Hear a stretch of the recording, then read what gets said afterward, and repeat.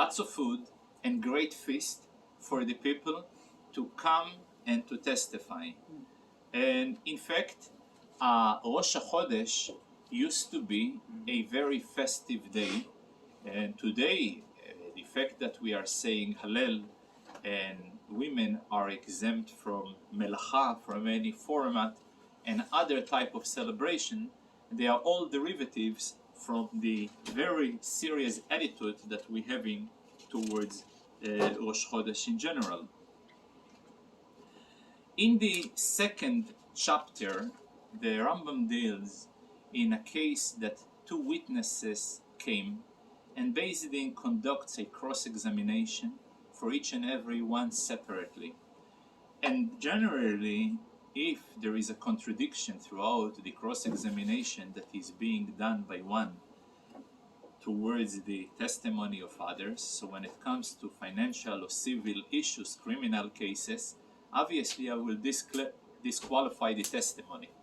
However, when it comes to Kiddush HaChodesh, I will pay a very strong attention how far the discrepancy between the testimony were. For example, if the discrepancy about the heights, the position, the angle of the moon, according to one testimony, was only diverted one floor, talking about how high was it, in a height of 2 floors or 3 floors.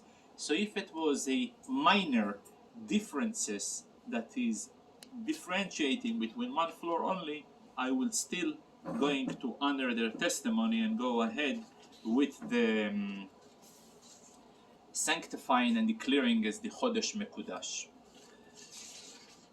There is also a very interesting phenomena that not always Beis Din will declare the month or the upcoming day as Rosh Chodesh based on testimony of other, what we call third-party witnesses, which means outside witnesses.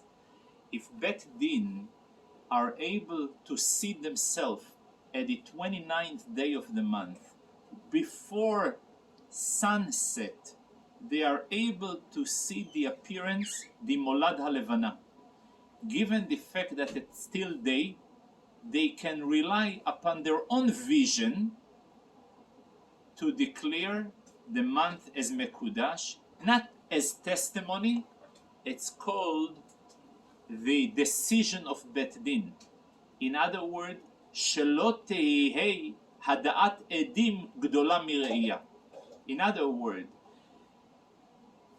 testimony of any witnesses is an alternative for certainty. In other words, when I have any testimony, I'm not 100% that the contents of this testimony reflect the truth. However, Torah legitimized certain assumption that based of the certification that Torah have certified that such an assumption is legit. For that reason, a testimony becomes kosher. However, if I'm sure because my own, in that case, is Bet Din's own vision or exposure to the Molad, they don't need Eidim. So if they are able to see before the entry of the 30th day, when they are able to see the 29th by day, they see the Levana, they can declare it Mekudash without witnesses. If they have already were able to see it only after Tzet HaKochavim, after the stars appear, which is 100% night, then it's not their own certainty. Then in such a case, two of the members of Beit Din, they are stripping their status of Beit Din out of themselves, and they becoming witnesses, and they will bring other members of Beit Din the day after, and they will testify in front of them. So I'll give you a life example.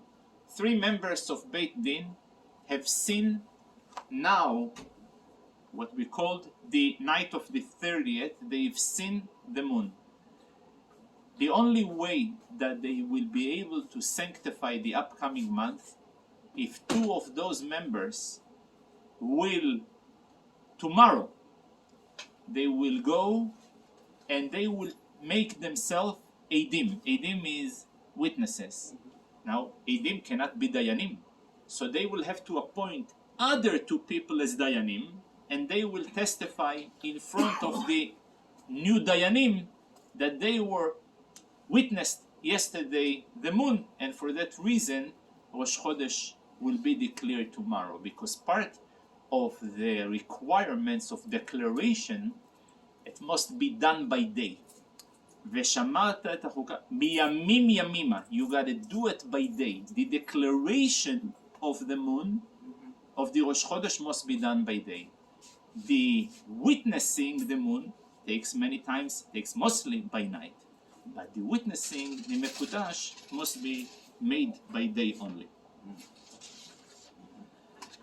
Throughout the upcoming days, we will go and we'll try to simplify as much as possible those principles that were taken in consideration by the Bet Din in order to accept or to reject any form of testimony of any witnesses about the molad, the appearance of the moon.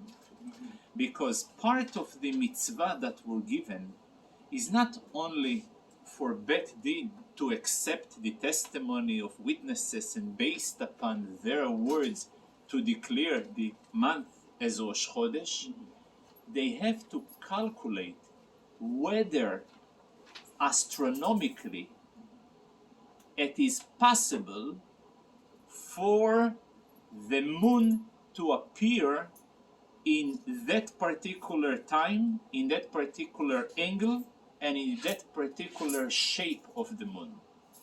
The principles are based on a very unique model that the Rambam explains the location and the positioning of the Earth versus the solar system and the galaxies.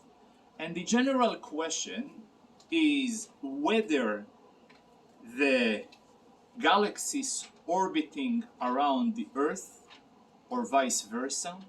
For the sake of learning properly the Hilchot Kiddush HaChodesh, the Rambam, and this is the Jewish model, accepts the notion that the Earth is stable, doesn't move, and the entire galaxies with the belt of the Mazalot is being orbiting around them. Based upon this model, we'll try to introduce the rules and the methods that Bet Din were considering in the acceptance or rejections of the witnesses who came to testify.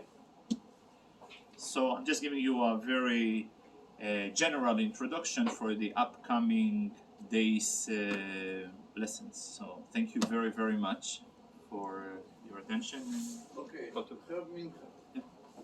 Mincha.